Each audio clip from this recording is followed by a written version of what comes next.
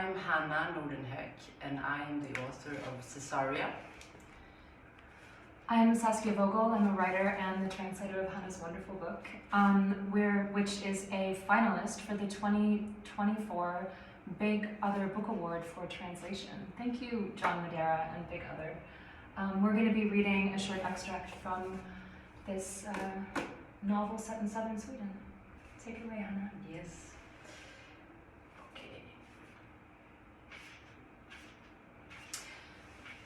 Det första jag lärde mig var Lilltuna, och Lilltuna var Dr. Elds. Gärdsgårdarnas mönster som löpte genom sankängarna, skatornas flykt över trädtopparna, jordkällarens doft av majrovor och kattfit. Jag lärde mig spikarna i laggårdsväggen, jag lärde mig knotorna på mina fingrar. Jag lärde mig de vita månpärlarna över golvtiljorna i min kammare under nattens klara nätter. Taffelpianet lärde jag mig.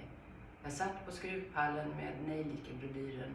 Jag hade den gula klänningen med puffärmar. Jag spelade polska och fyrlis. Tangenterna var redan spruckna och åriga som gamla människors fingrar. The first thing I learned was Lilltuna, and Lilltuna belonged to Dr. Eld.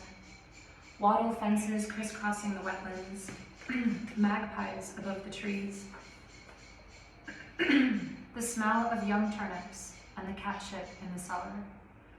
I learned the nails in the barn walls. I learned my knuckles. I learned the moonlight pooling on the floor tiles in my nursery on clear, wintry nights. I learned every inch of the square piano too.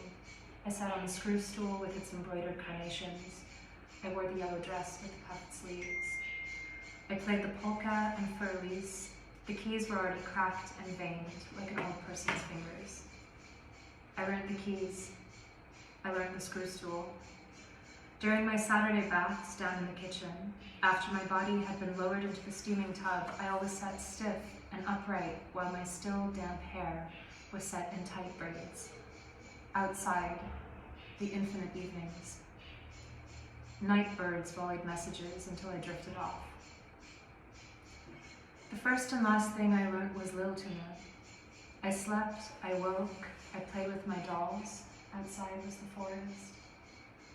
Now and then that particular light fell across the barn and the pasture, a yellow-streaked, savage blush, as if to remind me that Lilltuna was chosen and blessed.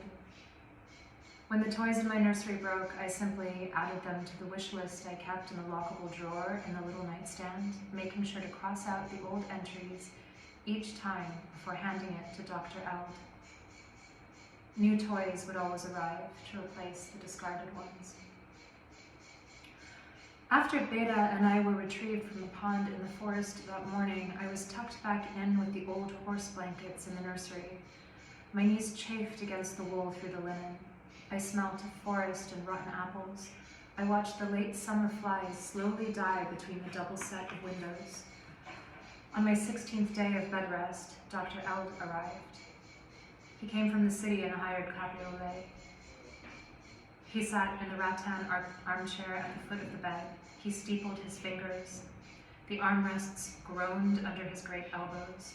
Slender, pulsing veins at his temples, his jaw tense beneath those billowing, whiskered clouds.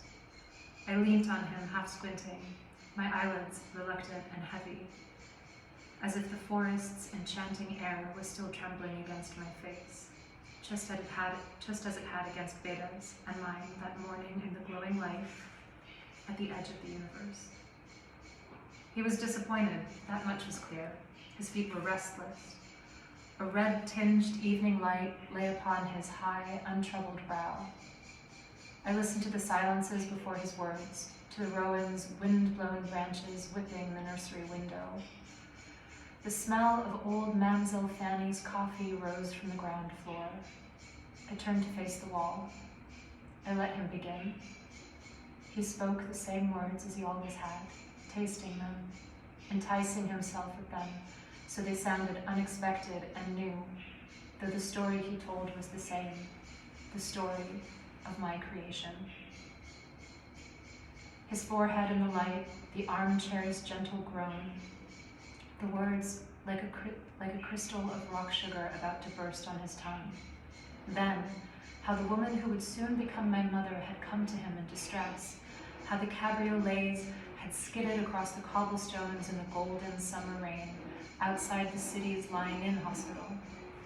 How in the light of the oil lamp, that scrawny, shabbily dressed woman's swollen abdomen, its web of veins close to the surface of her stretched skin, had taken on a deep blue sheen.